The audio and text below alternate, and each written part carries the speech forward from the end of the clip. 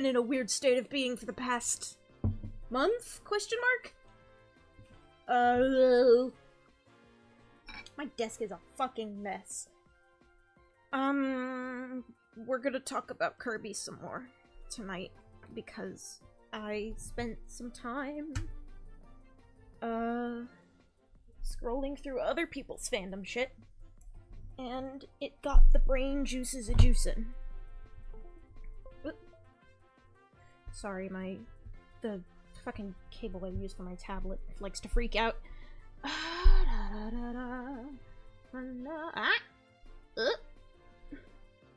Yes, okay. So I am going to need, but I'm using a new,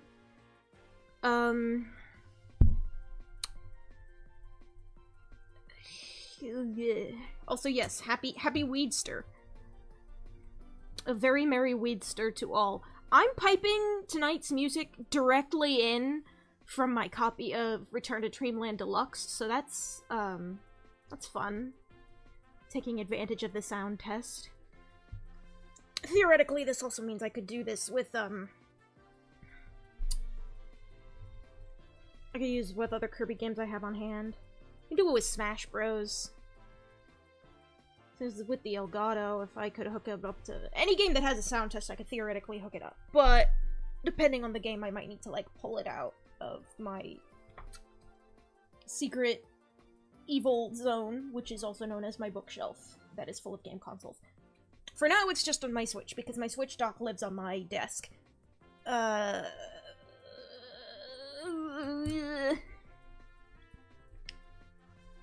yeah, we're hanging out. Philbot has been doing theory streams about what new lore we'll get in the Forgotten Land DLC.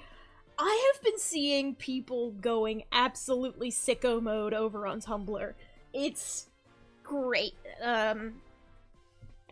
I follow a couple people who are huge Galactonite fans, and they've got their fingers crossed just because of like the 4-point star thing the little starry dudes have going on.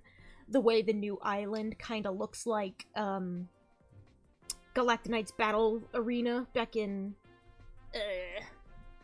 Superstar Ultra. I do want to play.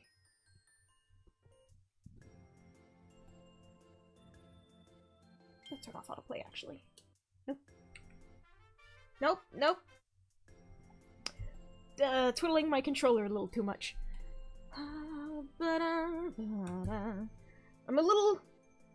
I would like to stream the Forgotten Land DLC, especially because I already have a Forgotten Land series up on the channel. But that does mean I will have to buy a Switch 2. And that does mean I will have to attempt to afford a Switch 2. And that does mean I will have to fucking,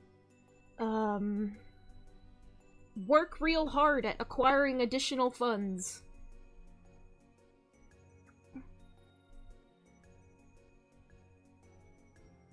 And it might not be on launch. But we'll have to see. I can always wait a bit. I can always wait a bit. It might not be on launch. It might be 2026 before we get that. We'll have to see. We'll have to see. We will have to see.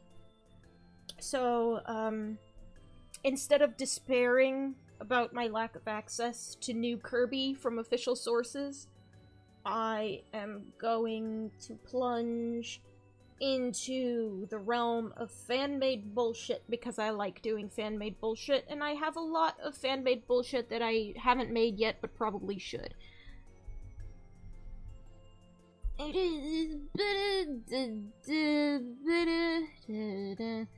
Double checking everything for technical difficulties. The way I've got chat set up on this particular OBS scene has me covering up a lot of it. I should probably do something about that sometime.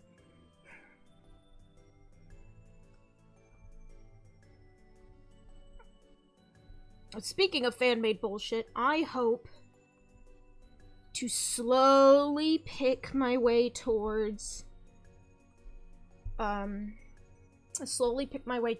a Linux partition, because that's where I want to set up a dev environment for a website, for my website, and Excuse me, I ate a lot for dinner, and I'm a little bit overfull.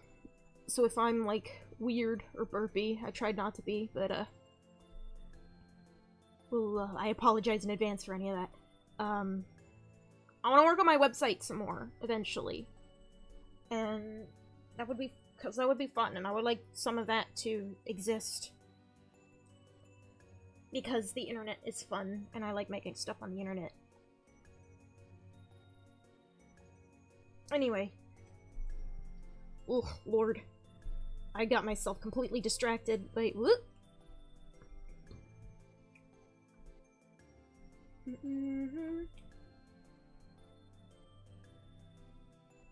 Clip? Are you freaking out? Are you freaking out on me, Clip Studio? There we go. Okay, let me fiddle with this setting. What did I close it?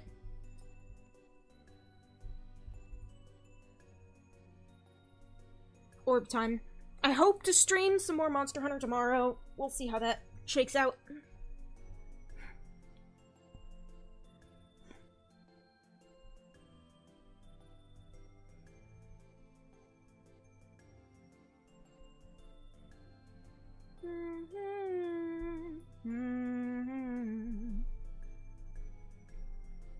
Okay.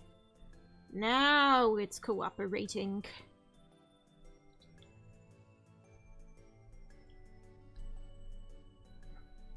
Spread ammo. I didn't really use spread ammo a lot in Rise. Mostly because you have to be really close range to use it, and I like the appeal of having the light bowgun, to me, is having that... Ooh, you're doing it again. Why is it doing that again? Aha!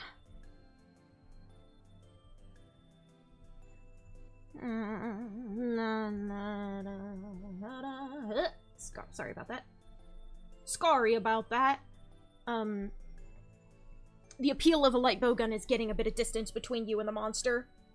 So, I tend to be fond of long barrels and pierce ammo for that reason.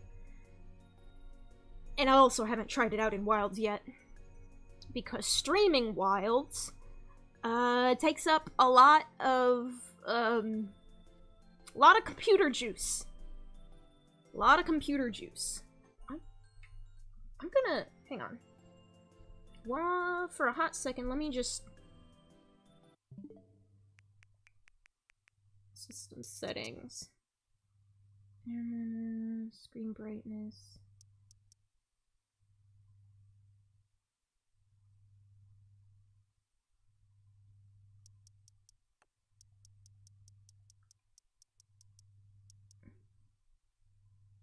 Notification sleep mode.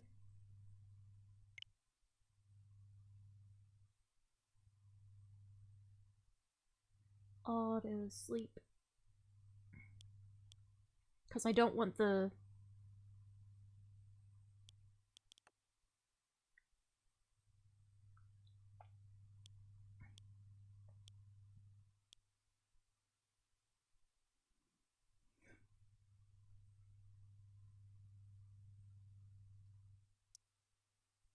Why would you do that?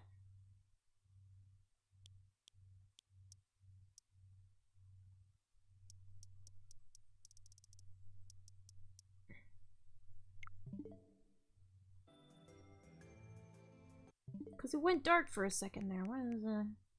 And that cuts controllers is...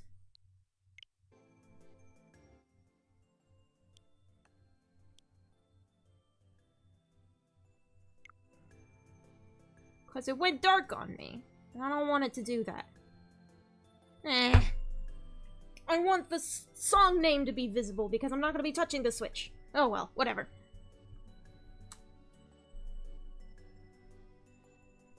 Every goddamn time I tab back into Clip, it freaks the fuck out! I'm sorry, my brain is absolutely fried. I need to rip more textures before I can do anything with some Jambandran text I have on hand. What do I want to...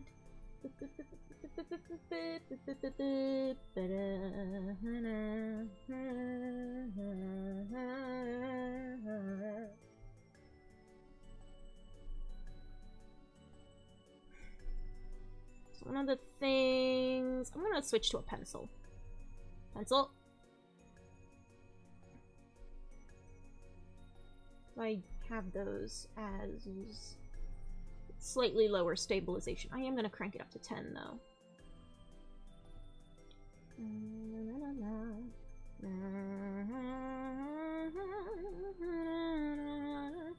I want to talk about the 4 matters today.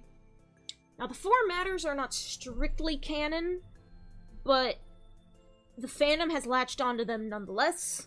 Actually, I did pull up a Kirby. Hang on.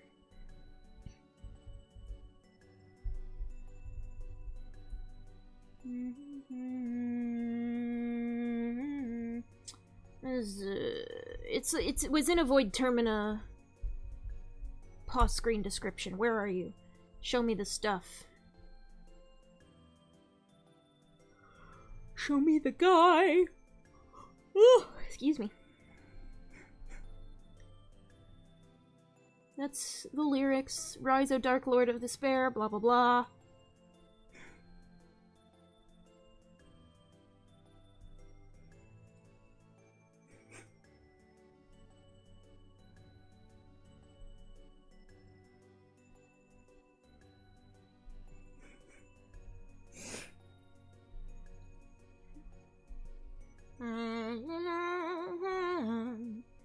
So this is about the character, mostly. There's like separate pages for, because I'm looking for the stuff.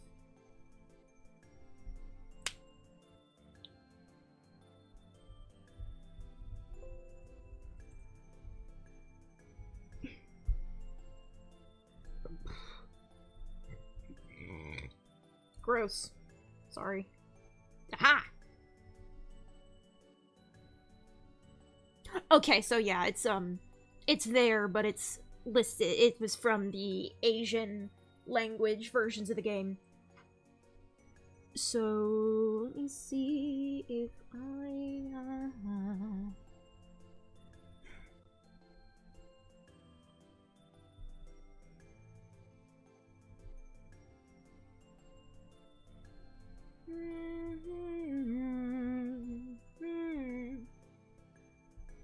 So for a little extra context.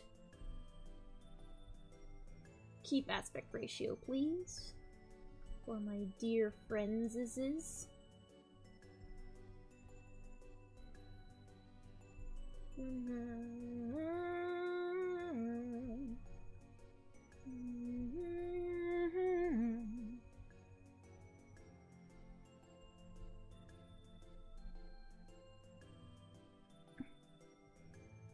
Honestly, let me actually get to where I'm going before I start talking about it again.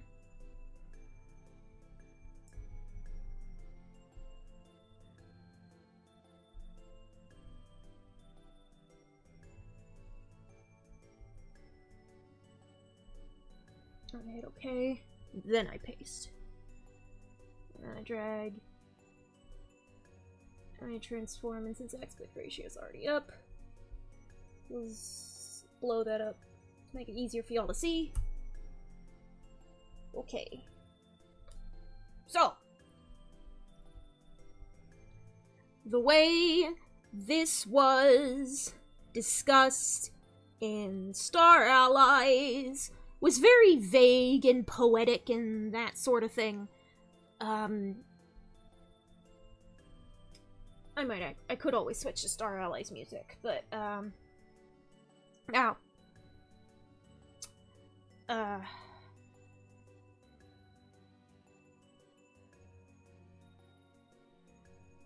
My fucking...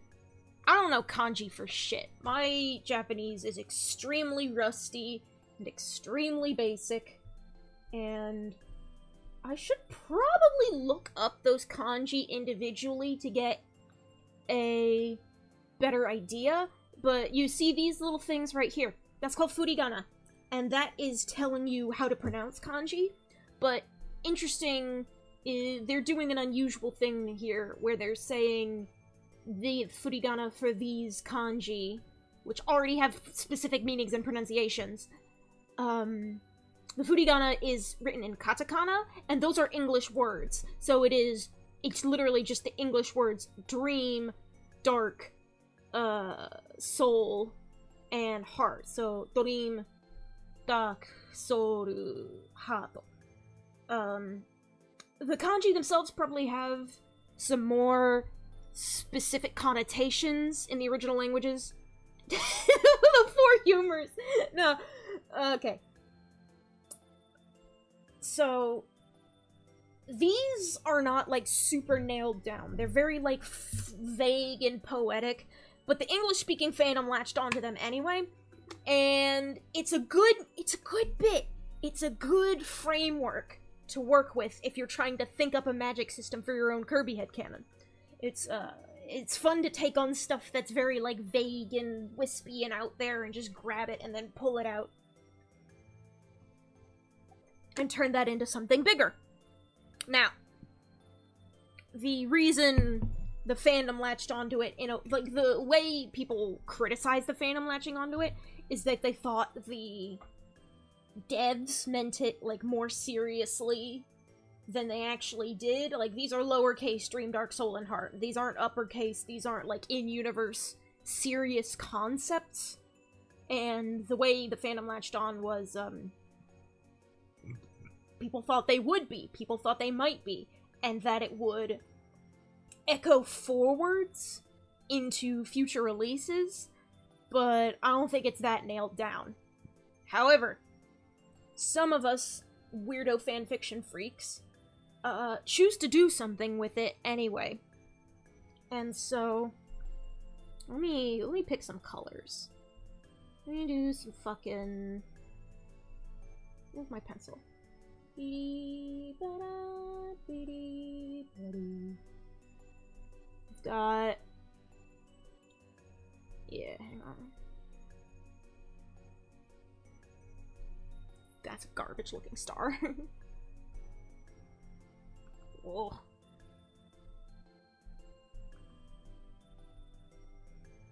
People like to represent Dream with a little yellow star. Well, not necessarily yellow, but like a star, because it's like Dreamland and Popstar, and it's quick and easy for Kirby fans to remember.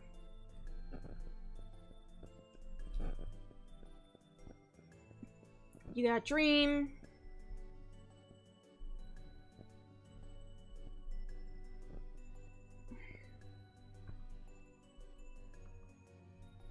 Usually the thing people, the basic ideas is that they'll kinda represent it like this. Often. Fans do. Not necessarily me.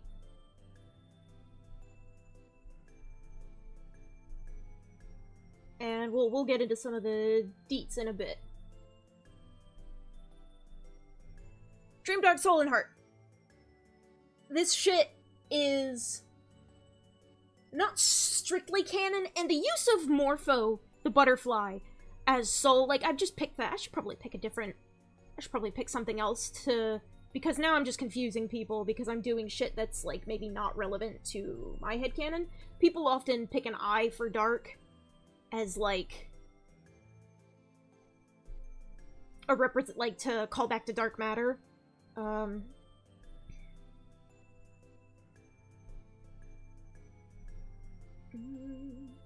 gonna do, like, a generic ghost wisp or something.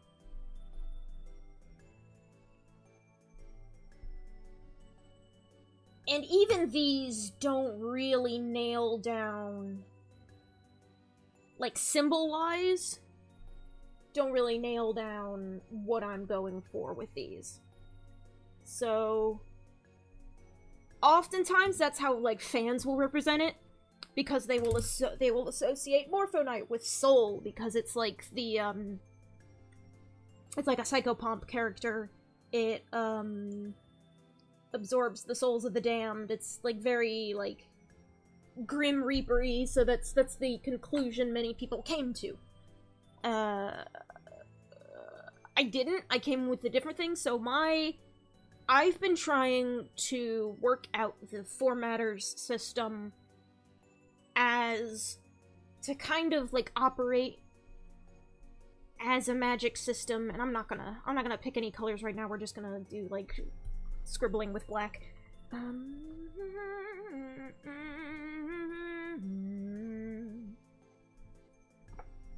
So,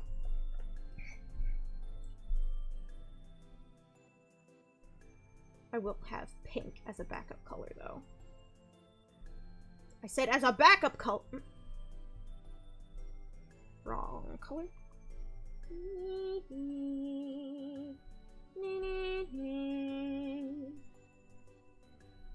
La la la la.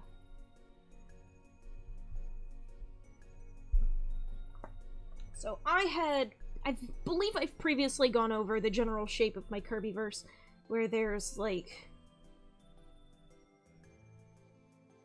sandwich.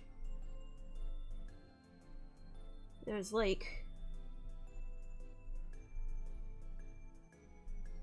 the existence on one end, non-existence on the other, and this sort of dreamy middle ground in the middle. And that is reflected in the magic system, because each of those sectors have associated magical forces at play.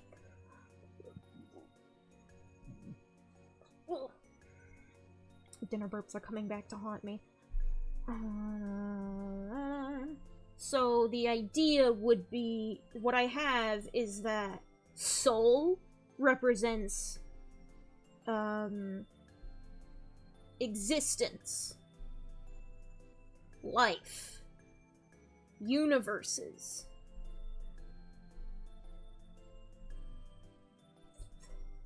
another dimension, being. And on the other end, you get... I don't know how else to describe void without doing... like, because the heart is very Star Allies, but, like, it does, like, the horns.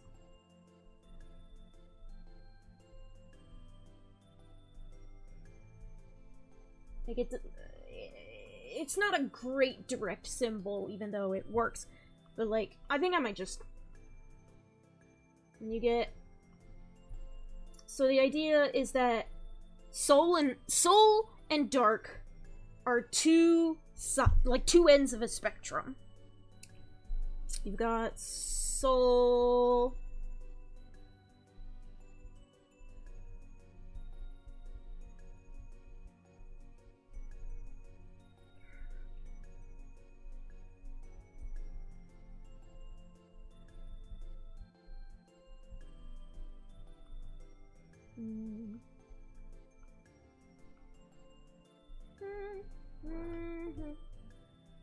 Cooperate with me, tablet. Thank you. Are you cooperating with me yet?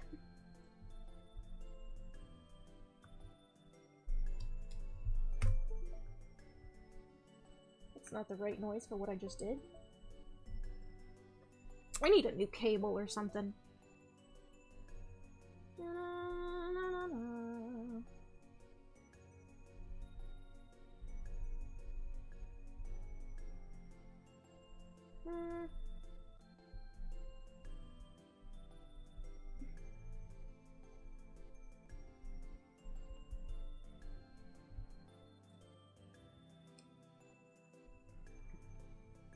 And it's kind of like a matter and antimatter representations.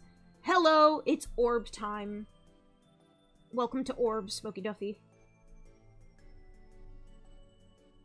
And then we got... I didn't leave myself enough space.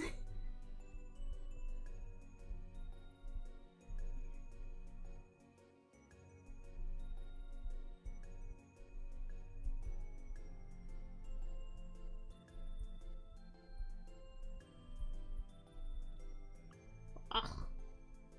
We're going over my bullshit headcanons tonight, because I'm trying to hammer out magic systems. So, dream... I'm not sure if I've gone over this with y'all, or if I've gone over this with my friends. So, dream is, like, the idea of dream being the connection between soul and dark, as in existence and non-existence, is, like, existence is everything there is, the void is everything there isn't, but dreaming is, like, everything that could be, that might, that could have been. It's like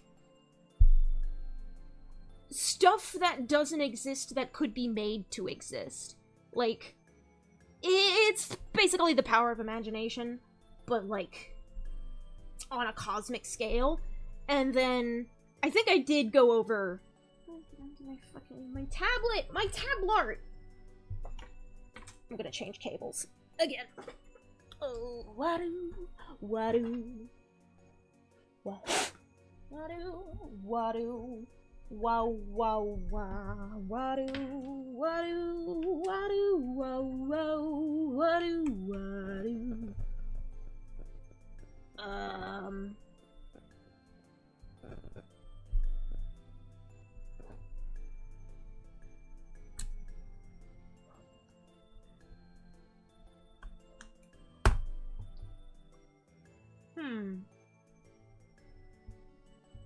Maybe that's not enough data transfer. TBH. Alright, we're gonna try one more time on this other cable. Lola, Lola, Lola. That's the wrong USB port. Once again, desk is a mess.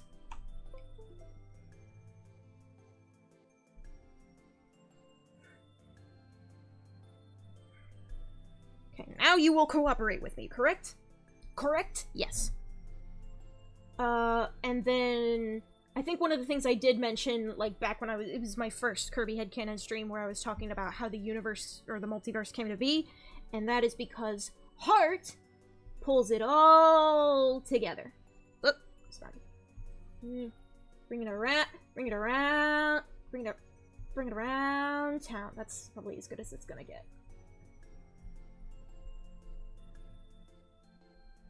And the idea is because the essence of reality, like the two capital G gods of the settings, Ethergenesis and Void Termina, are sentient, and they're friends, and the reason they split apart from each other and created these two parts of themselves was because the primordial pre-existence got lonely and wanted a friend, so it decided to make itself into friends. And Heart it's just the power of friendship. It's the fucking Kirby universe. The power of friendship is, like, a cosmic underlying force. And that's because it's what God decided to use to make the universe in the first place. Because he was like, ah, fuck. I'm lonely. I want there to be things. Let's make two of me so I can be friends with myself. And I still haven't fully hammered out how because I see Morpho as the first, like, either the first Seraph or the creator of the Seraphs, the Seraphim. And the reason I decided to slap it into Dream, because dreams represent the bridge between reality and unreality.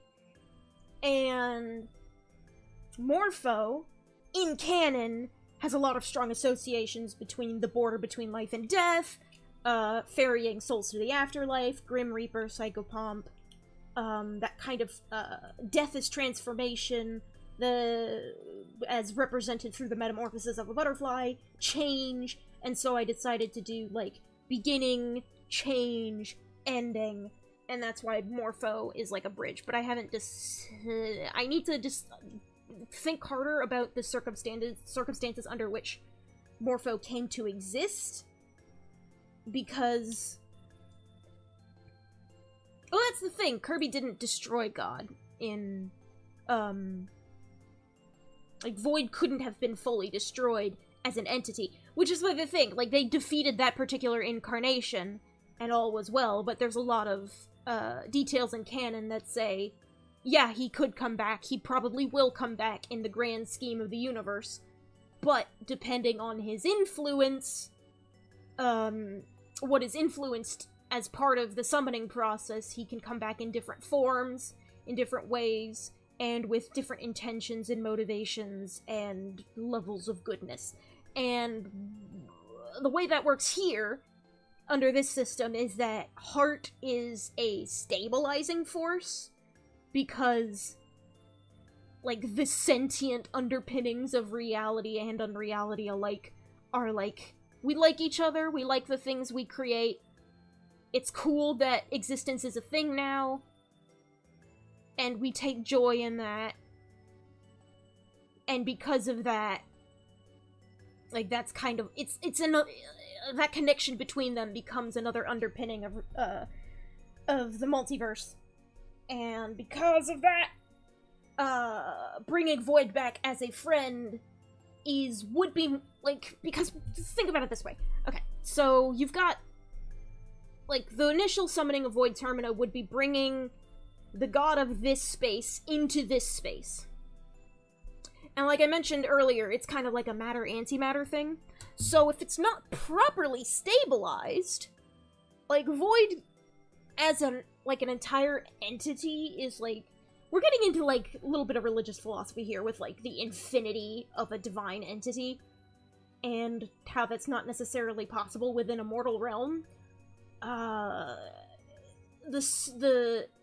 The ether and the void are like that to each other mutually, and so in order for void to have, what is it, emanations, I think is, like, the theological term for it, where an infinity enters reality, and there's, like, the infinity, and infinity enters the finite, whereas they can only be their own specific infinities on their home plane, and it is heart and dream. Like, the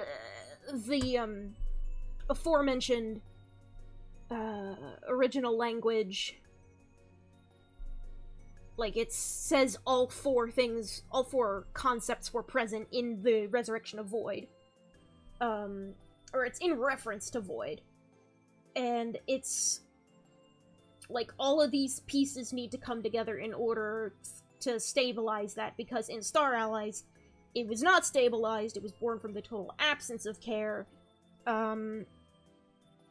That incarnation of Void was, like, existentially dangerous to the whole system, because of the lack of heart. But if you bring heart back into the equation, each of these sides can visit each other safely,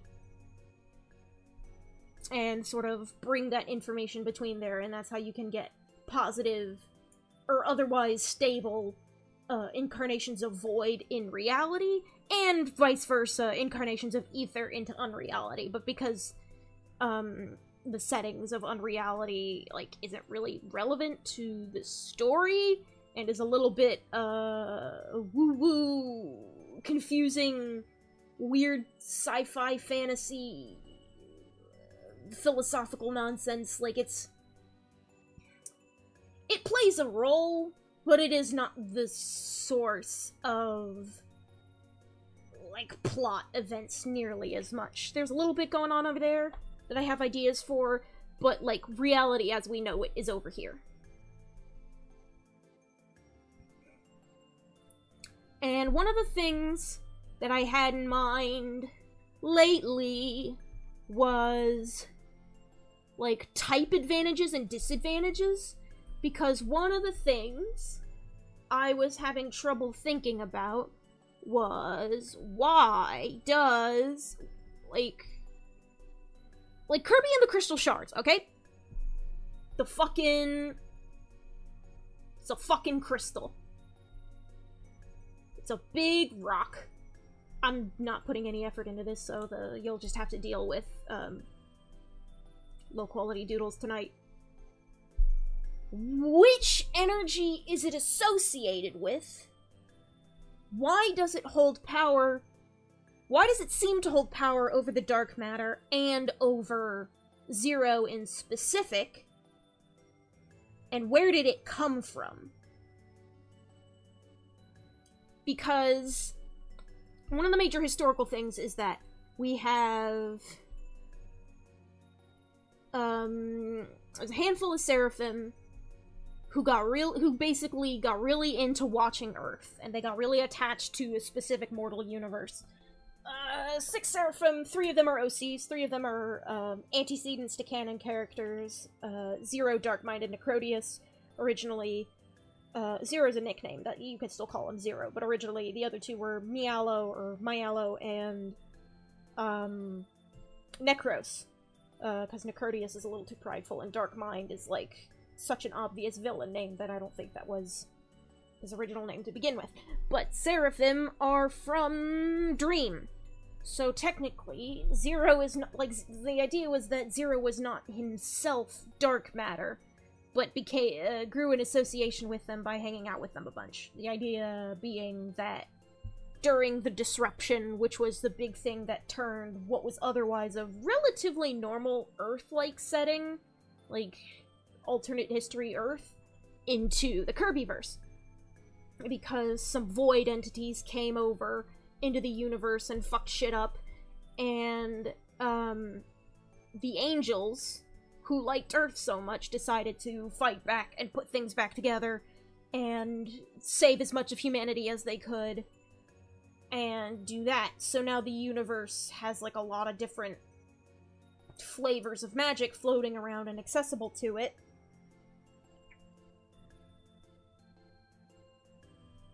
And Zero is associated with, like, life and vitality.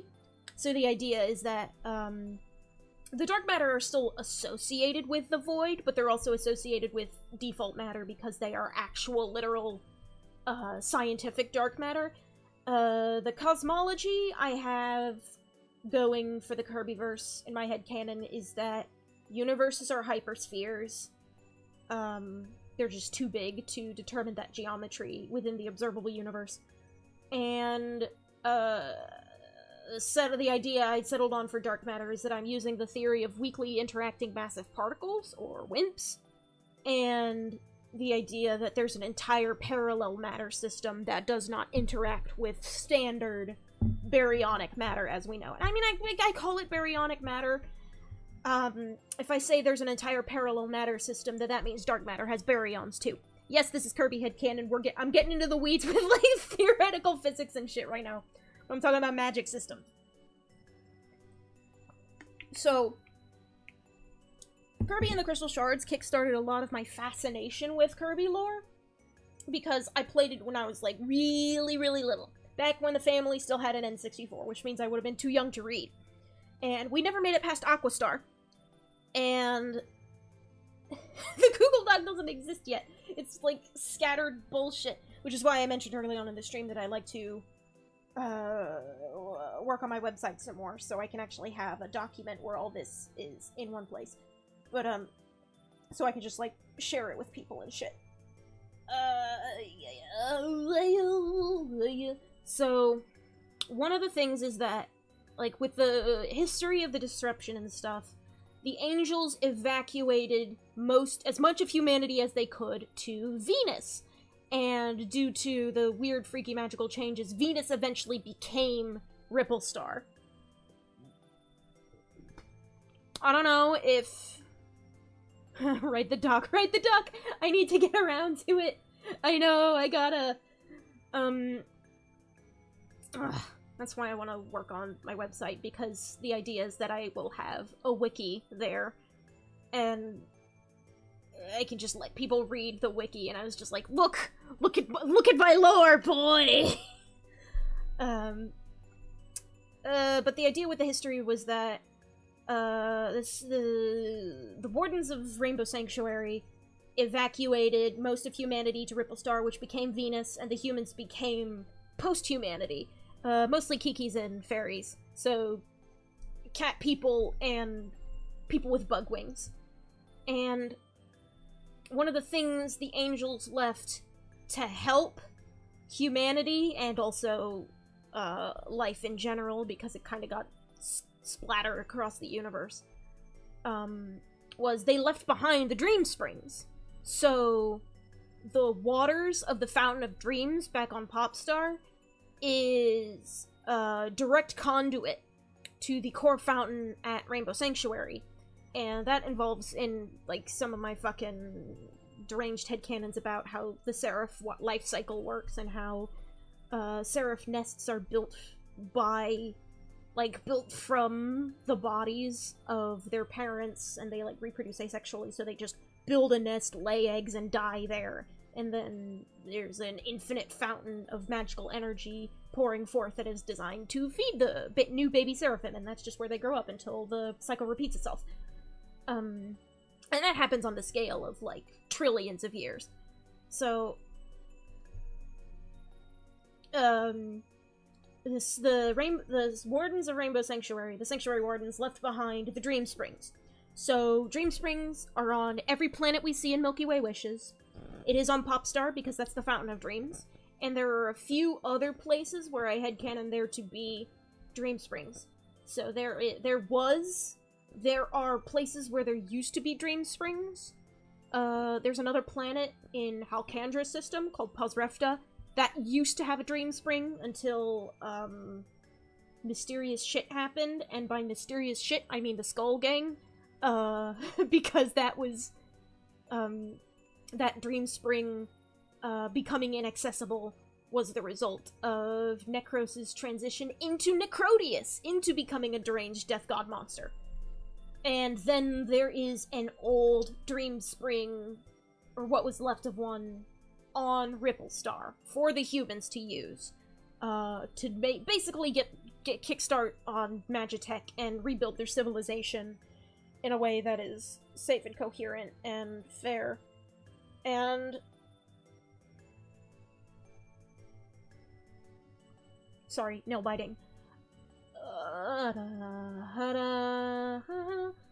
Sorry, my brain trail of thought derailed. In the modern day, the Dream Spring of Ripple Star has disappeared. It's dried up. The building around it, like the actual, like, it's like an empty fountain now. And there's an old cathedral around it, and yeah, it's preserved as, like, an archaeological site. But, or, like, it's an old monument, but it's not. The dream matter no longer comes forth from the spring. And one of the ways I was thinking in terms of, like, how do I operate with, how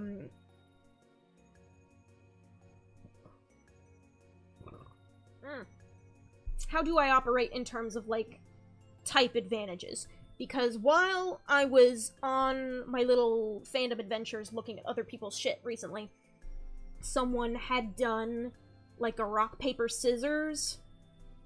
That's not an error. That looks like shit. What is wrong with me? But there's, like, a rock, paper, scissors between each one.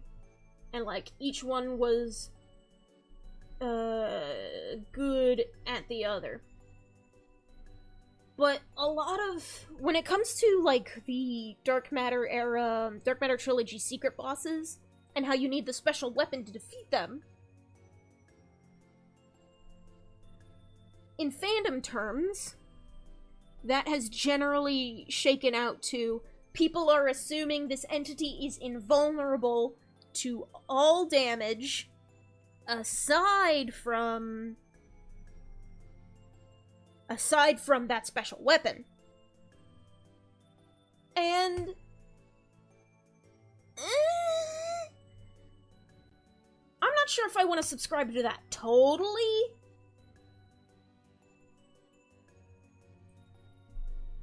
Because, okay, I need to click back into this. One of the things is that the vast majority of magic that is castable by, like, wizards and shit in baseline reality is going to be soul-based. So, characters like Marx, Magalore, Taranza, like, if you're a wizard, you are drawing power from within yourself which means you are drawing power from your soul. Like, auras are basically soul radiation, and you can draw on that sort of energy source as a way to power your magic spells and kind of change how reality works a little bit. Because, the concept of the soul, like souls as a magical wisp that copies all of your mortal memories and preserves them after your physical death, is, like, that's made out of soul matter, the stuff from between dimensions, the stuff out in another dimension. Out in another dimension that is... Because, like, it's always fun when reality is a soup, and all of these are, like, individual universes inside that soup. And that's kind of like how things are going on over there. So, because the idea is like, oh yeah, souls are... Because the whole idea of magic is like, you are exerting your will on the world around you, and you are doing that with energies from beyond the reach of normal physics. Because if you're doing stuff that is with the energies within normal physics, that's science. That is called using a taser, or, like, using a laser gun. So, like, light is boring, like, regular, like, non-magical stuff. It's from within the universe. The idea with soul, the forces of another dimension and the ether, is that it's sort of like pure magic, and it's also like the stuff that the fabric of reality is made of, and the concept of a universe is like a pocket within that has more coherent rules, so that more unique things can arise. And there are things that are alive out in the ether between realms. Cal, give us Taser Kirby. That's just plasma, or spark. Just shake your controller real hard. Charge up power. I recall plasma being really useful in the true arena in Superstar Ultra.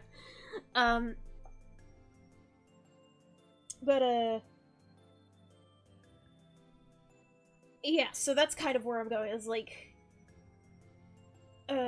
soul matter, like generic magic, kind of lets you break physics by way of pulling in energy sources and, like, breaking things like thermodynamics. We're, like, moving, like, pulling energy from out, because after the disruption, when the universe gets all fucky, the universe is no longer a closed system, whereas normally it is. And that's how you get a pretty typical non-magical universe like ours in real life. Theoretically, we can't see outside our universe, so there's no way we can prove or disprove a cosmology like this. This is me writing Kirby fanfiction. I am writing Nintendo fanfiction. But, me drawing those, lines in the sand about that lets me do things like be silly and put the Metroid universe into the Kirby multiverse to make Samus's appearance in Kirby's Dream Land 3 canon. She did in fact fall through and land on Dreamland and need to beat up some Metroids before she went home. Portal shit happened. Goofy portal shit happened. And also, technically, once I get silly with, magic and kind of hammer it out enough, that can sort of operate in a way to let me explain away shit like Phazon or exotic energy sources that get used in the Metroid universe, or whatever the fuck the Olympics were up to, or what have you. But since that universe is markedly getting silly is the most important part, let's be real. It's so real. This is what it's all about. Life is all about being silly and having fun. But that's the thing. Normally, I have my eraser on. Normally, I have, Soul and Dark as diametrically opposed, with Dream being a sort of mediating force. And I'm generally assuming, like, to start with, I'm generally assuming that, at least in terms of magic, I haven't played a Metroid game. I intend to. I'm gonna start playing Metroid games eventually, but I don't have, like, a coherent Metroid headcanon beyond some shit that I've absorbed from the wikis. Like, I need to...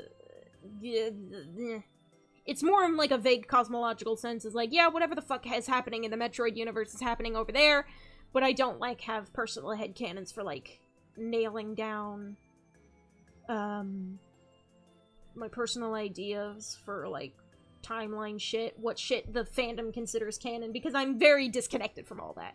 I am used to playing around in the space that is Kirby, and one of the appeals of Kirby is that the lore we get in canon is so, like,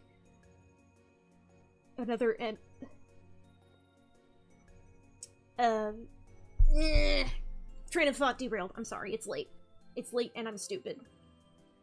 Many such cases. Where was I going with this? Right, so, one of the ideas that I possibly could have had for the origin of the crystal was something was happening to the Dream Spring on Ripple Star. And I thought maybe it could be a fun way to find an excuse for the Dream Spring on Ripple Star drying up. So, like, there's, like, a little statue in the middle, and it's, like, don't worry about this. It depicts the angels. I don't feel like drawing them in detail. But, like, it's dry. There's nothing there.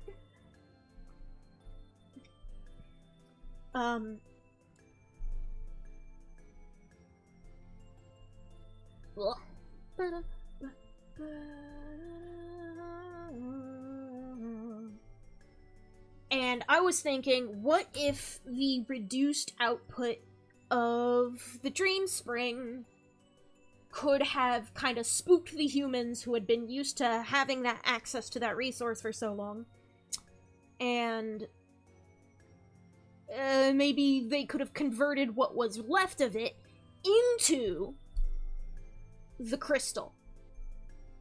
Now, I don't know what kind of conversion process they would have done.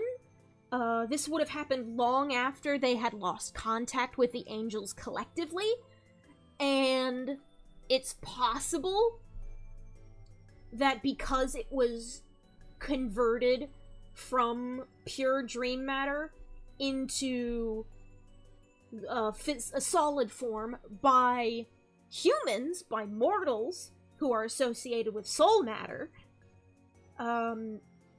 what if it's, like, not strictly pure dream matter anymore? What if it's adulterated? And, like, so this could be either pure dream matter, could be soul matter plus dream matter. I think one of the things with dream matter is that soul matter tends to manifest as... Well, that's the thing. Soul matter doesn't really manifest because one of the things soul matter manifested as was the entire universe.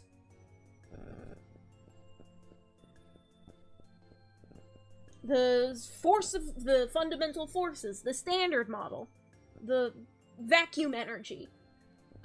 So soul is very abstracted, whereas when dream matter has been pulled into this reality by the Seraphim, it pretty much invariably manifests as a physical substance, and usually that physical substance is the waters of the Dream Spring.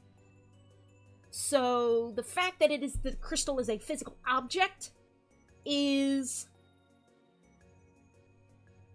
It leans towards... I feel like it would generally be, like, crystallized dream matter. But then that raises the question of what the fuck is happening in Kirby and the Crystal Shards? Because dream matter is useful as a way to, like, kickstart more magical casting. It's a good way to, like, store magic in a physical form. I imagine I don't think you can you probably can't convert dream matter back into soul matter, but it's one of the like, underlying concepts of dream is the fact that it's like, oh, it's the power of imagination. This is an imagination substance. Do things to expand your imagination. Make your imagination real. But general soul casting kinda just works like that anyway. But instead of that, you are like, instead of making physical things, I mean, to be fair, soul magic does have that. Soul as a category has that limitation of when it gets manifested into physical reality, it tends to manifest kind of within the laws of physics a little bit. Not entirely, but generally. So it'll manifest as energy, bolts of lightning, heat, sapping heat away, kinetic force, generically. So heat, motion, electricity, and then, like, technically, I mean, if you want to get into, like, the real world fucking theoretical physics of it all, E equals mc squared, technically mass is a very condensed form of energy, and there's a lot of abstractions of physics that are mathematically true and describe what we see of the universe, but they paint a very strange picture of the universe. And that's kind of what's fun about, like, listening to science communication about theoretical physics, because then you get like, whoa, really? That's what the math says? What if we're all just, like, made of light, man? And, like, that's kind of the fun part, because then you can, like, sort of work backwards from that sort of vibe into these more fantastical, science, fantasy, magic concepts.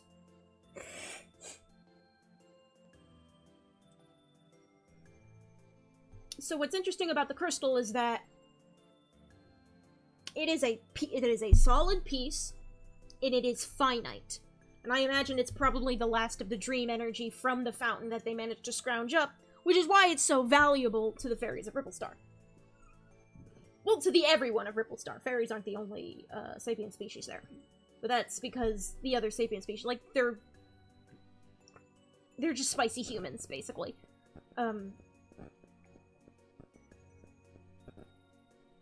But the thing is, Zero, the character, is itself a dream matter entity.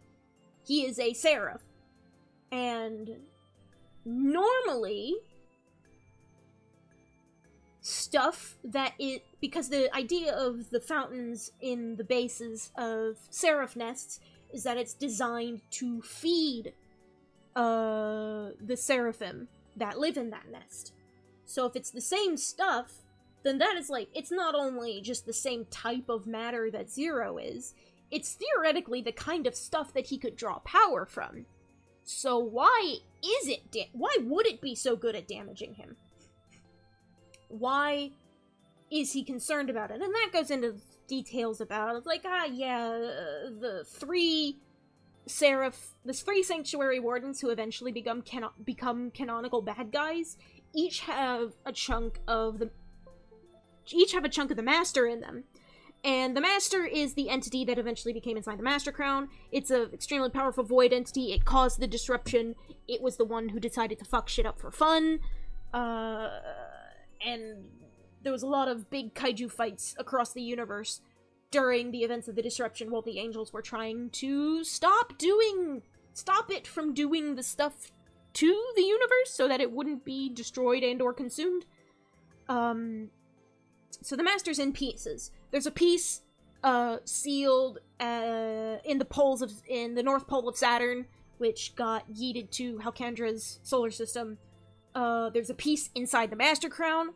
there are pieces specifically inside Zero, Necrotius, and Dark Mind, and that affects them differently. It's like an evil magic. It's basically these near godlike entities have their own evil magic god parasites, and that influences their eventual motivations. Yo, the master is so powerful his hands made Super Smash Bros. Wrong! Not the same. Not the same master. No relation to Master Hand. I pulled it from the Master Crown. Although the Master Hand did appear in Amazing Mirror, I just don't know how to, I don't know how to square that with my Kirby headcanon yet. Aside from it being a funny cameo.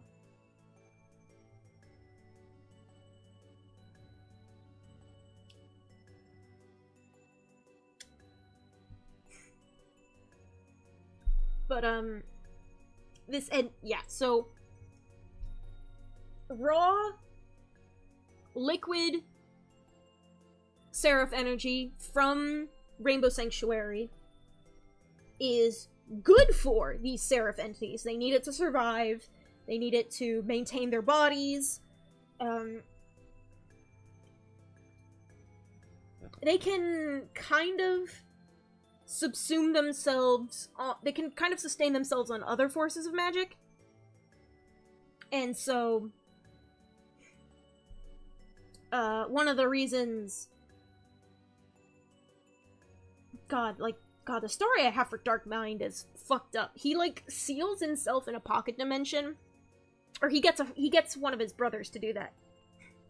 And he plans to stay there and basically die, and to keep the master sealed there with him for as long as possible. But then the Ancients cracked that little pocket dimension open again with the dimension mirror, and he freaked the fuck out because he'd been basically starving to death for bajillions of years. And then had to basically start he had this freak out moment where he, started resorting to, eating the souls of mortals in order to sustain himself, to keep his fragment of the master from taking back over him or, commanding him in any specific way, because Necrotius' situation is that he's, possessed. He has a particularly big chunk of the master sealed inside him, and that has basically turned him into an insane monster. Myalo is a little more conscious of his crimes, and once the master is defeated in an inevitable fanfiction that I'm going to write, he feels fucking awful about what he did, and bad brain feels for the characters. Every goddamn major character in this setting has PTSD, and I am not ashamed. I will continue to inflict terrible things on these characters. But the thing is, back to Zero. Back to Zero and the Crystal. Several ways have been used to defeat dark matter or dark matter adjacent characters in the past. Zero is not himself dark matter, he is associated with them politically and religiously, technically. He's like their guardian deity. There is a large contingent of dark matter who worship him as a god, because technically he is responsible for creating them, even though they are, his life-giving aura produced the dark matter from, this sludge of lowercase dark matter, the substance, and, void energy, so that's why there's an association with void. And I have opinions on why Void Termina does what he does in his final boss, and why he calls back to so many things, and it's because he has, a reverse copy ability that, runs through his descendants, but that's a chat for another day. That's chat for another night. So...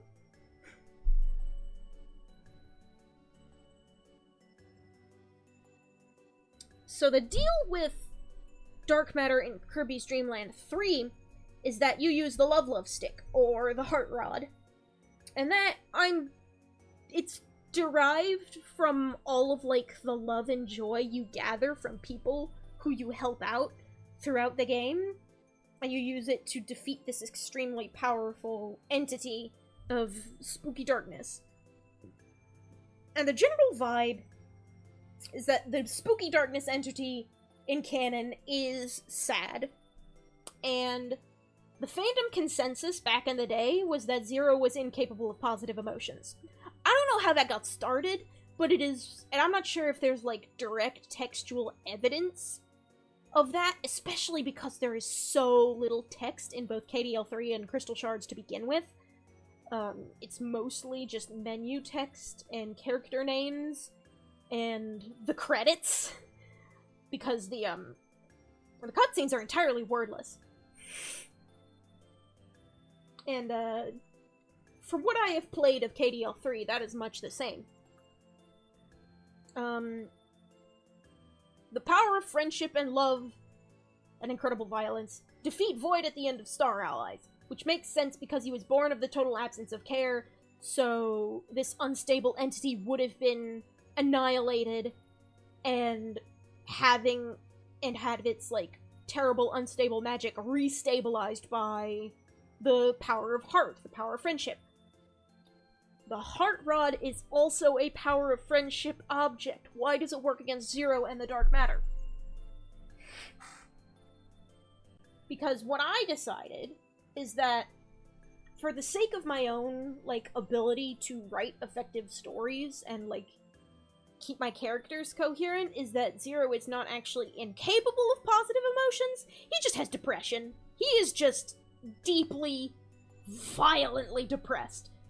And the dark matter are weird psychic entities, and they're kind of just normal people, and the disagreements between the dark matter and places like Popstar and Ripplestar is actually an ancient political grudge.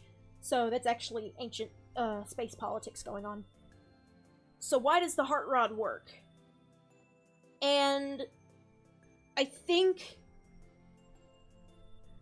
there's always a bit of intent from the user baked into it. 'Cause heart is very, like, within the category of soul, there is also psychic powers. Because the function of, like, using soul magic is, like, digging down deep into your mind and your soul to draw power from it. And so psionics fall under that thing, because what is shooting fire from your fingertips if not moving things with your mind, you know? And the dark matter as a species are very powerful psychics, and that's why they have that whole hive mind thing going on. So they're kind of a weird, strange blend of various magics as well. Zero's life-giving force was derived from dream-based magic, but I think ultimately they're like a weird soul-dark hybrid, but it's the same thing, with Dream being a mediating force to create something where soul and dark could come together and exist as an entity without self-annihilating.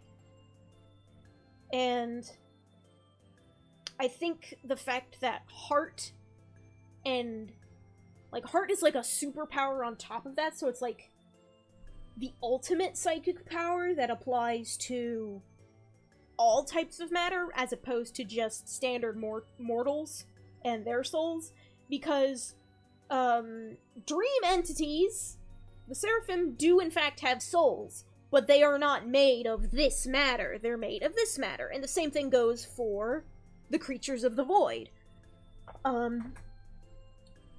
And with heart ties them all together, and like in the grand religious sense, it makes sense for like creation myth-wise that, like, yeah, pre-existence decided it wanted to exist and it wanted to have friends, and that's why all things are, and that in turn is why the power of friendship is an underpinning cosmic force in this setting.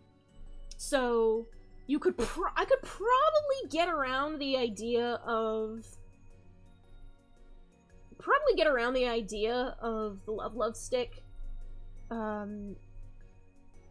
being this force that is generally produced by heart matter, but it is still able to do things like beat up an invading force of dark matter and also Zero by just like carrying forward that intent of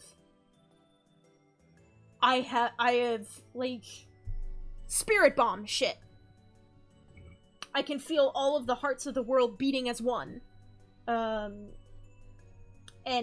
I am in tune with the hearts of all people on Popstar, and for that reason I shall strike you down. Please go away and get off my planet. Thank you. And that's probably... And there's also a sense, like... I feel like any given energy type should be able to hurt itself. Like, any given entity of a certain energy type should be able to hurt other entities of that same type in the same way that two humans can hurt each other by punching each other in the face. So, I'm not sure if there will be, like, an antimatter annihilatory or, like, Pokemon type advantage type of, antithetical purifying force to these magical essences, because the idea is very much related to whacking them with a big stick. So, like, it could just be raw force as mediated through this energy, and that's why something like the Heart Rod or the Heart Rod / the Love Stick could work against an entity like Zero, despite the general framework the fandom going with being the Love Stick is the power of love, and the power of love is antithetical to these negative emotion entities, and that this negative emotion type thing is inherent to the dark matter and Zero, and that then, like, the concept of love, like, magically hurts them. And I think I can just kind of... like, it doesn't work for my headcanon. I can totally see how it works for other people's headcanons, and that's valid, but it doesn't work for me. And I think I might just go with the concept of it being the same concept of two entities that are associated with soul can hurt each other because they are two flesh and blood mortal beings casting fireball at each other.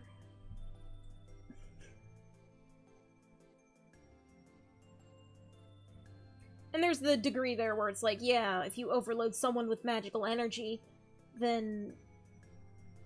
even if it's, like, a magical energy that is, like, otherwise... And also, probably, something like the Love Stick and the Crystal might react poorly, as with Soul and Dream Matter, they might react poorly to the Master Fragment that Zero has sealed inside of himself. But, like... this is the kind of situation where if you let like, even if it's in an injured state, if you let the evil magic tapeworm go free, things will very bad things will happen to the rest of the universe, and Zero does not want that to happen. And he will fight viciously to prevent that from happening, even if that is interpreted as destructive to the experiences of individual mortals, because if Zero's thinking on scales of millions of years, like, I'm trying to preserve the universe at large from this malevolent force, and I will burn down your civilization in order to stop it, because at least as long as I don't render you extinct, you can rebuild.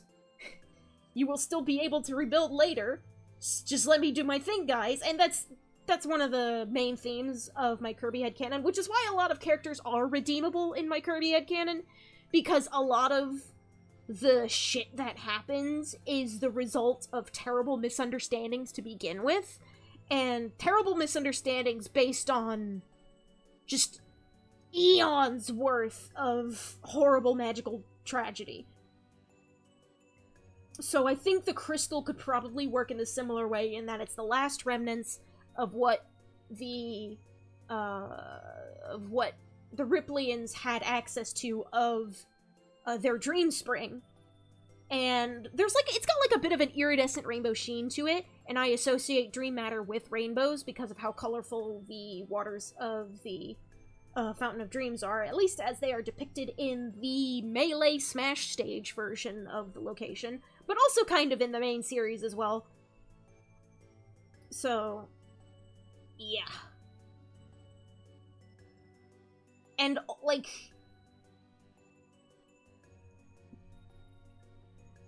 the whole deal with Zero being vulnerable to the force of the crystal, and, like, talking about this, yapping about this in circles for an hour has reminded me of some of my older headcanons and how that works. And I think I can go with, like, the soul plus dream thing, where it's, like, physical dream matter adulterated with the magical essence of soul, like it's been enchanted by human hands. And I think what I originally had in mind for it is that it is not... It's like an amoral representation of purity. It is a purifying force. And so, it is... Yeah, okay. I just unlocked a memory of shit that I hadn't written down in years. I'm gonna make it blue again. Where's my blue? Where's my history? Blue, please!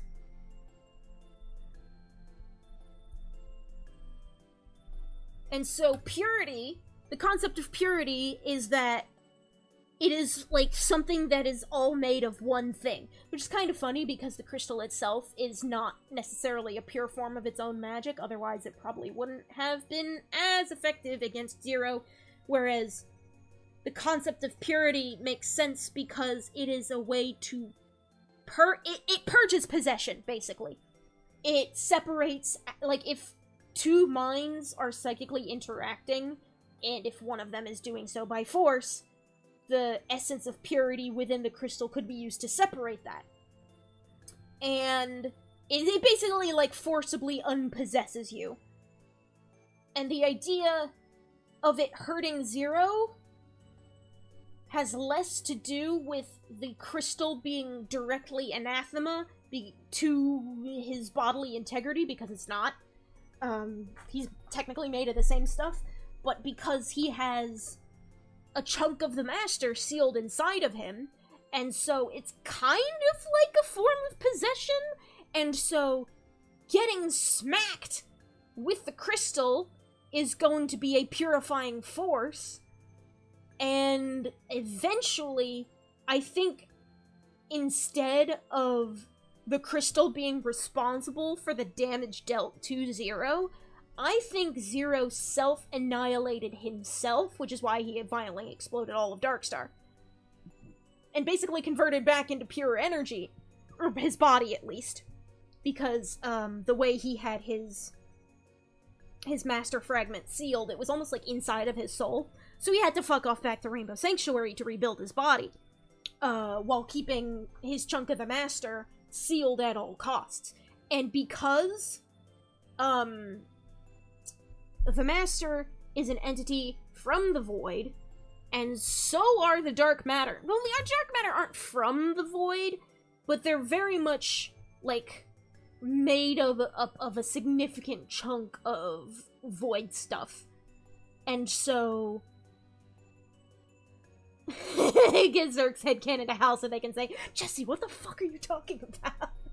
Yeah, that's... Yeah. Just imagine, put my face over that meme of Mike Wazowski explaining shit to Sully and that secretary lady. Another one-eyed character. Another one-eyed spherical character. But the idea is that one of the ways the Master, like, fucked with things historically was that it's the fragment inside of Zero would try its best to, like, weasel its way out and take command of the Dark Matter, because the Dark Matter's affinity for Void stuff means that more powerful Void entities, and their extremely sensitive psychic powers, make them very susceptible to influence by Void-based entities, so either Void Termina or the Master. And there's a whole thing where, Zero, after a spat with his siblings over how to handle human civilization's rebuilding, he fucked off out of the solar system onto, like, a empty rock somewhere so he can mope for however long, and then the dark matter just kind of, like, abiogenesis around him. And then because they kept him company, he's like, oh no, I like you guys now. And then one of the things that the dark matter did was, like, they have, like, a natural curiosity to them. They eat light, so they photosynthesize, basically. But they also process the information in that, and they have this natural instinct to absorb information, which influenced their psyche development. And so one of the things they like to do was stargaze and listen to the signals of the universe. And then they started hearing all of the old shit that humanity put out, from the dawn of radio. And then, like, what I'm getting at is that the dark matter are vulnerable to their own kind of possession or control by void entities when the events of the disruption, like, associated, like, energy waves propagated through the universe and hit where the dark matter were living. There's this thing that developed called the cognitovirus, and it was really... It was bad. It got really bad. A lot of really bad shit happened on Darkstar Prime in those months, and Zero's master fragment got a little itchy that one time, and it was not good, it was not great, it was not fun for anybody, and there's some other stuff, but there's a reason why Zero would want to keep his chunk of the master locked down at all cost, and the purifying effects of the crystal would try to separate it from him, and of course, his natural reaction to that is, oh shit, oh god, oh fuck, oh jeez! Technically, honestly, taking pieces of the crystal for themselves might have been a good way as, like, a cure for the cognitovirus. But also, it's the last bit of Seraph energy that the Riplians have left, so of course they're not gonna want to give it up. And... Yeah. I think it's associated with that. Yeah. Whew! I unlocked some very old headcanons that had been sitting dormant in my brain for solid 10 years. I think I came up with the purity concept way back in, like, probably around or before Triple Deluxe dropped.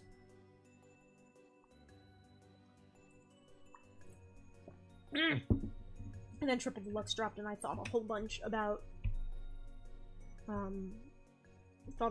the bugs. So the idea is that, generally speaking, each individual type of magic resonates with itself.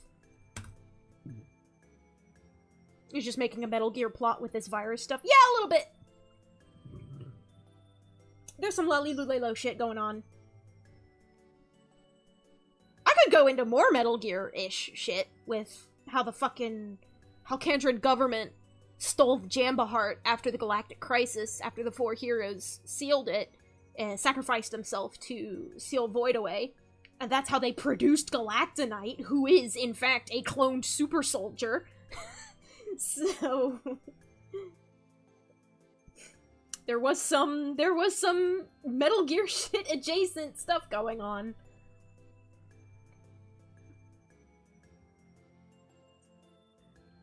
They were also making big machines, but that was the Clockwork Stars. No, the four heroes.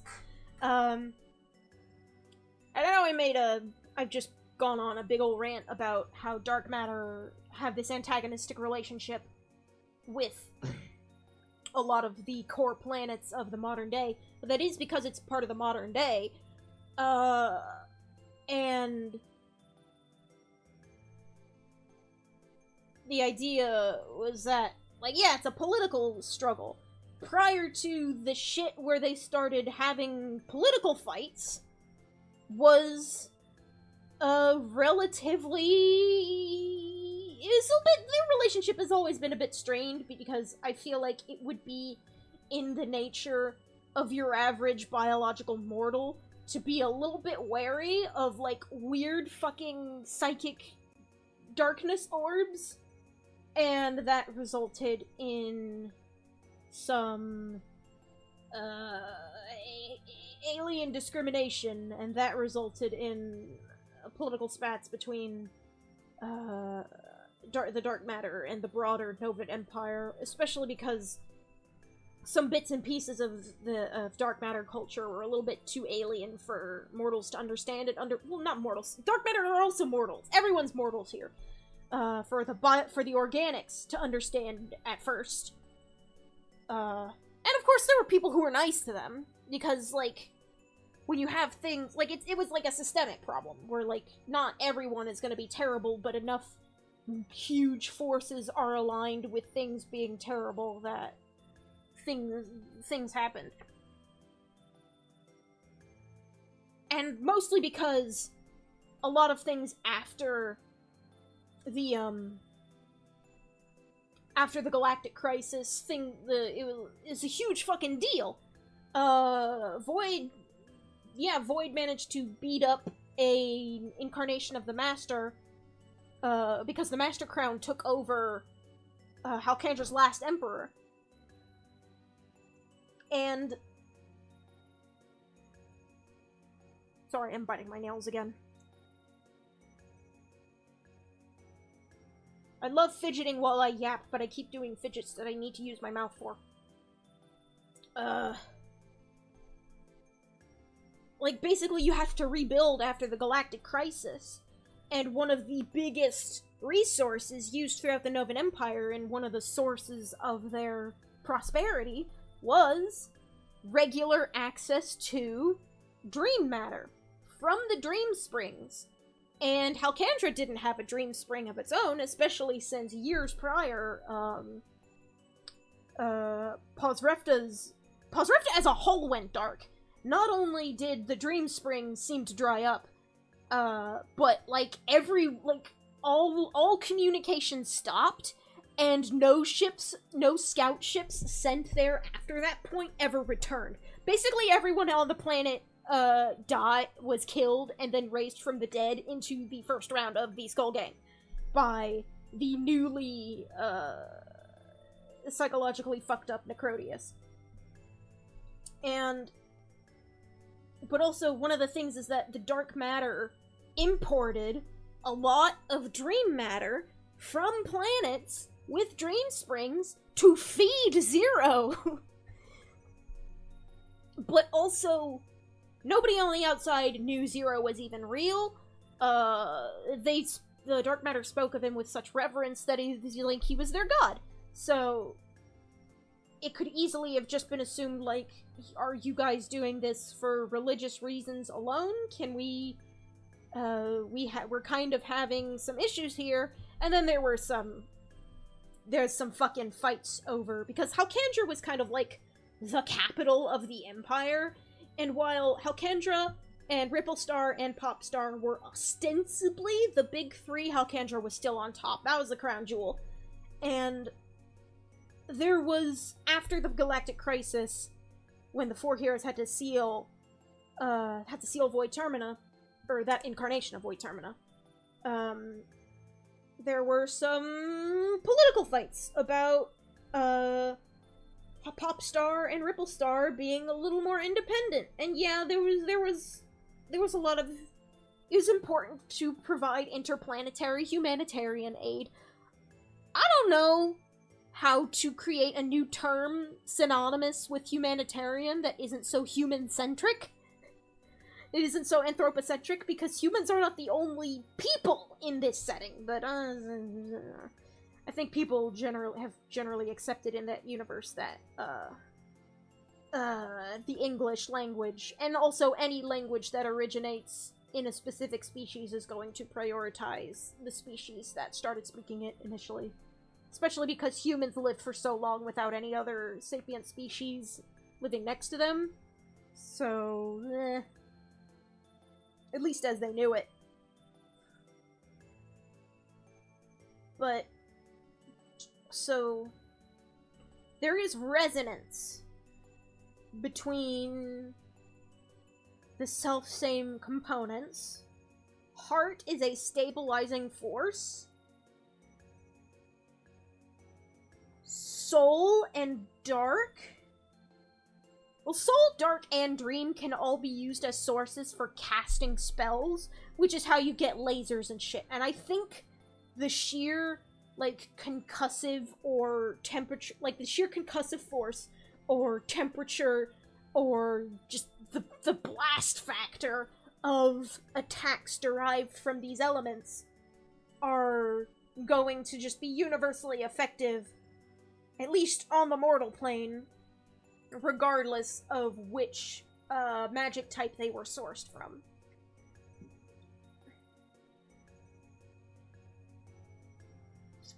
And also, I originally had it so that the mages of the Jambastian mages, Highness, the wizards and shit of Jambandra were casting using void magic, which makes sense because Void Termina is their god. But now, the way I have that worked out... well, yeah, I do still have chaos magic as as a thing that can interact with, baseline reality, because its presence in the realm of soul was eventually stabilized by the presence of dream. So I think there's a reason why the Dream Springs were added more. The angels gave the Dream Springs to various mortals, not just as a way for the humans to rebuild their civilization with a fantastical power source, but also, I've been fiddling with a twisty tie this whole time. Hang on. I dropped my twisty tie that I've been playing with.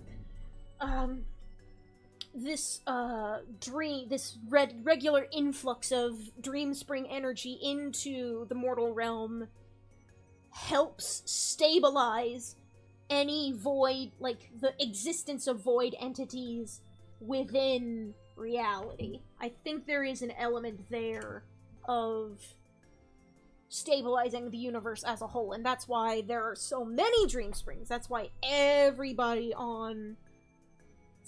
planet in Milky Way Wishes has one, in addition to a couple more. Purple Star lost theirs, Pozrefta lost theirs. But you also have it on places like Floria, and Hotbeat, and Cavios, and Half Moon. And I have not fully decided exactly how inhabited all of these places are. Yeah, there's enemies. And enemies means that there are people of those species living there, but there's that degree of inhabited. Like, is it a planetary backwater?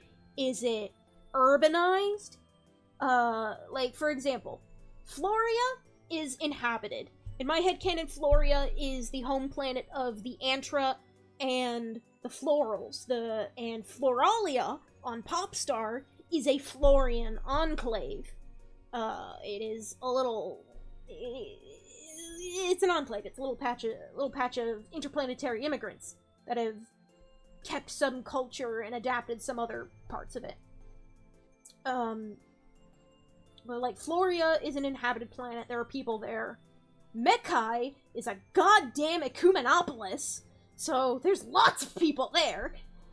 That's like some fucking... It's on some fucking Warhammer Hive World shit.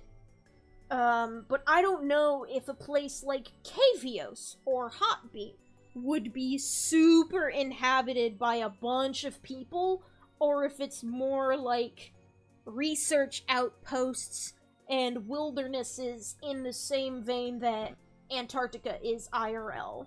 Because, like, the only people in Antarctica are, like, curious tourists, scientists, and penguins. And, like, the conditions there are so harsh that it's not really viable for human habitation, as we understand it.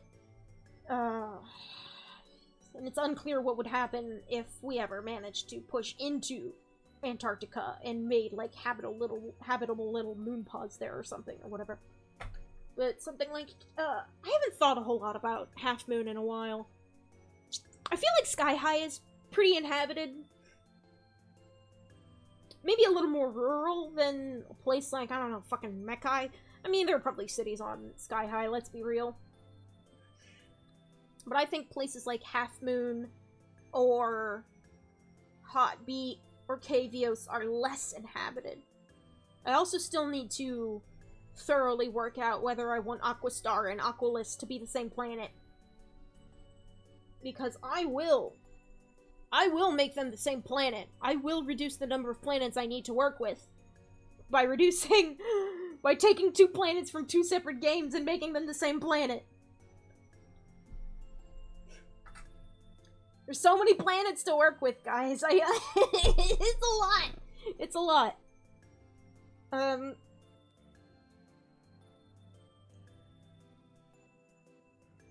So, yeah. That's kind of where I am. I think I'm... Can't wait for the how to add more planets. Oh, you know they are! Whenever they do space shit, they add more planets. Now, what made things easy for me with Star Allies and the additional planets there is that during Highness's rant, when he's, like, the text flies past and it skips past itself automatically, he mentions that his people were banished after the Galactic Crisis. And I have some further details on that I could get into. But my idea is, like, okay, they were banished to the Galactic Rim, and that is just the Jambandra system. That is just a place we have never been before. That is a place that is not readily reachable from Popstar. It's very far away. So it's not as, like, I don't feel like I have to justify as much as I do with the planets from Superstar Ultra and Crystal Shards, for example. Forgotten Land gave us a new planet. The New World is just a planet somewhere. And I will send Hal a sternly worded email.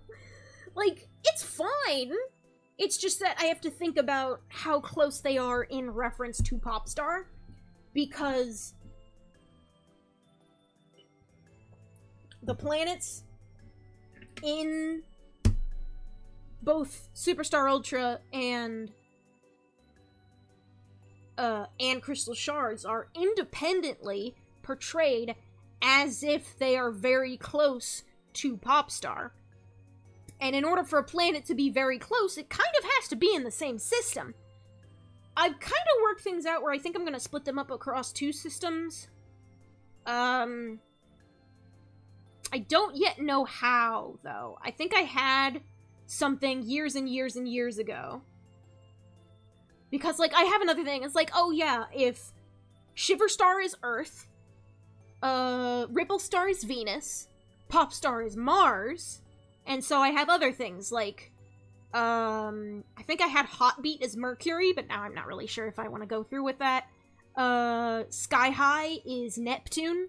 No, Sky High was Uranus. Sky High is Uranus. Half Moon is actually Jupiter. Saturn got yeeted to Alcandra's system, so they stole our planet. I don't think I really did anything with the Oort cloud objects. I think Pluto and its moons and the various comets out there are just, I think they're just still there. I don't think there's stuff like that got made habitable. Hello, Punny. Welcome to the stream. Can't have shit in Jupiter. Yep. Jupiter got suffused with magic, and that's why it is black and white now instead of orange.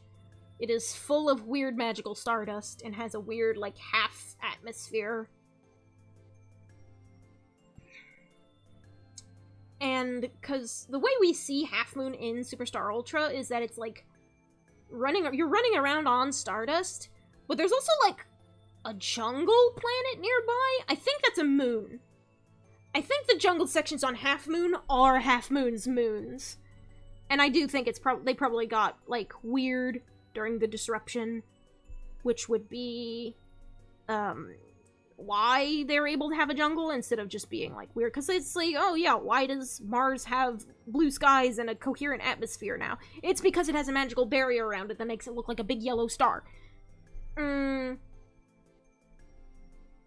the same goes for Ripple Star. It is a sphere under there. There is a sphere under there, but the big heart shape is a magical barrier. I think the rings are magic as well. Don't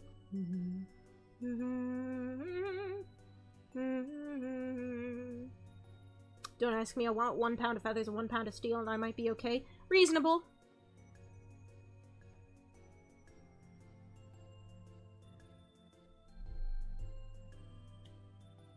It's mostly because it's a trick question to get you fucked up about volume versus mass.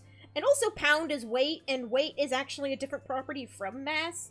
Weight is the property, is the measure of gravity's effect on a piece of mass. But, yeah.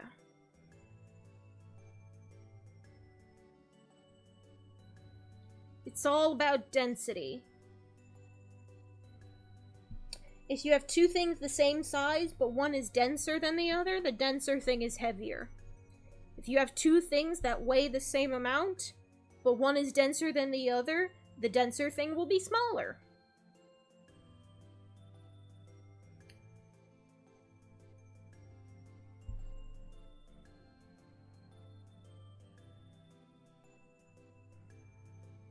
A 1 pound of steel would probably just be like a cube that can fit in your hand, and a pound of feathers is gonna be like a huge fucking bag of them.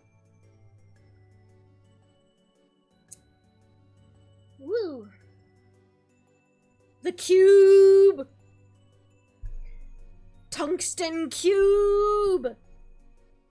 Limestone cube! I don't know why tungsten cube came up. I feel like I've heard something about that, but the limestone cube thing is about a shitpost about what you should pack for college.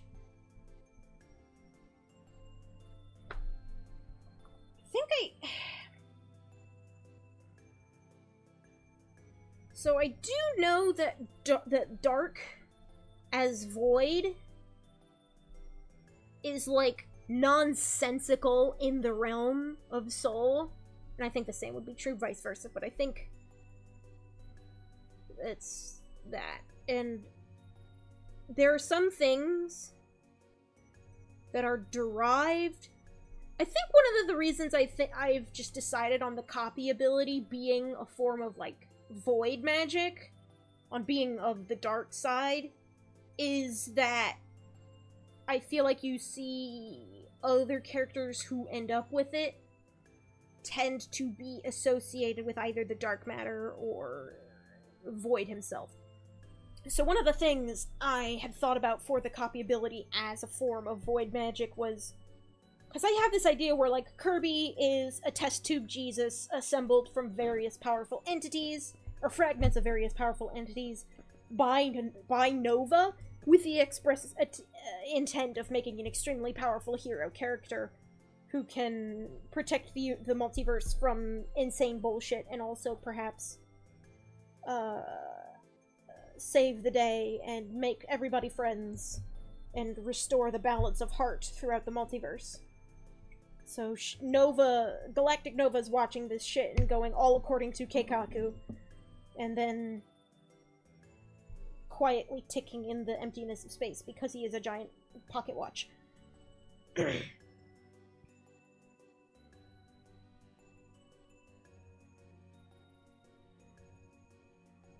But, the other one of the things is that Miracle Matter has every copy ability in its boss fight. Miracle Matter is a pretty clear, to me, is a pretty clear-cut example of an entity with a copy ability. In Dreamland 3, the Player 2 character is Gooey, and Gooey is acknowledged to be a dark matter himself. And he also has the copy ability, because the idea is that he is your Player 2, and he can also copy powers like Kirby can. And then, one of the ways I got around, Void Termina doing a bunch of stuff that doesn't really make a whole lot of sense once you account for my lore for him, is that he had this kind of, like, reverse copy ability, where he absorbed data from both, the mages and Highness, because that's what he absorbed, but he also absorbed it from, like, backwards in time through his descendants. So, like, the way he summons the Master Crown, the Master is, like, one of his kids. The reason his wings look like zeros is because, the Dark Matter are also Void Spawn. And through that connection, Void kind of, sort of processed,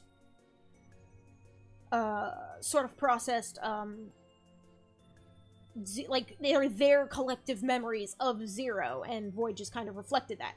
And it's also why, his core mimics Kirby, once you, pull open his heart and reveal his weird energy soul thing.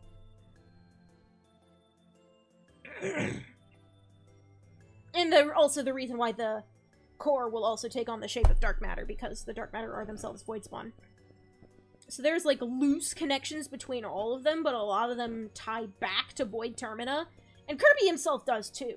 There's a tiny, tiny, tiny little chunk of Void that, Nova included while building Kirby. And while it's by no means, like, a majority, like, mostly it's just, like, he has a physical mortal body with incredibly powerful magic, and he just had a little bit of Seraph energy, a little bit of Void,